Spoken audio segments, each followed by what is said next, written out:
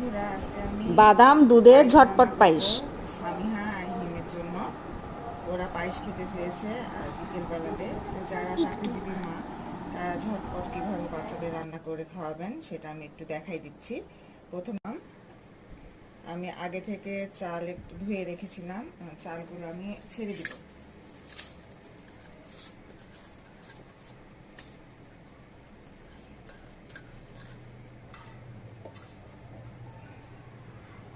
চালগুলো যেহেতু চাকরিজীবী মায়েদের জন্য রান্নাটা করা, এজন্য তাড়াতাড়ি কীভাবে করবেন।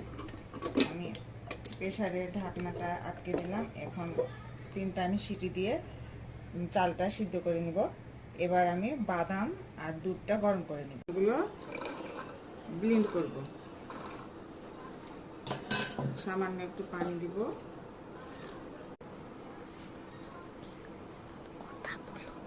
ব্লেন্ড করছি আমি এখন, বাদামটা আমি ব্লেন্ডার করে নিব।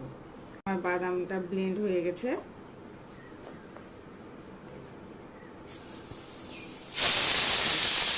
যেহেতু আমি পায়েসের মধ্যে দিব, এই জন্য আমি অতটা গাঢ় গুঁড়া করিনি, হালকা গুঁড়া করেছি।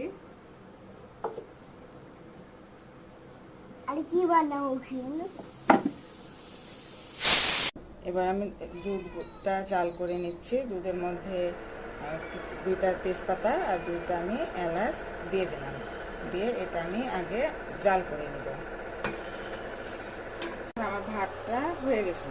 যে আমি যেটাতে পায়েস রান্না করব, পায়েসের চালটা আমি প্রেসার কুকারে সিদ্ধ করে নিয়েছি, এখন যাতে এটা আমার তাড়াতাড়ি হয়ে যায়। আমার দুধটা গরম হয়ে গেছে, এখন আমি চালটা দুধের মধ্যে ঢেলে দিব। যেহেতু আমার ঝটপট রান্না, এই জন্য আমি তাড়াতাড়ি বাচ্চারা খাবে, এই জন্য তাড়াতাড়ি করে আমি রান্নাটা করে দিব, ওদেরকে পায়েসটা রান্না করে দিব।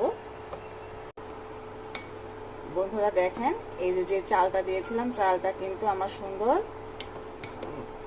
ঝরঝরে হয়ে গেছে দুধের মধ্যে, এটা গোটা গোটা ভাবটা নাই। এখন আমি বাদাম যে ব্লেন্ড করে রেখেছিলাম, আমি বাদামটা চালের মধ্যে, চাল দুধের মধ্যে ঢেলে দেব।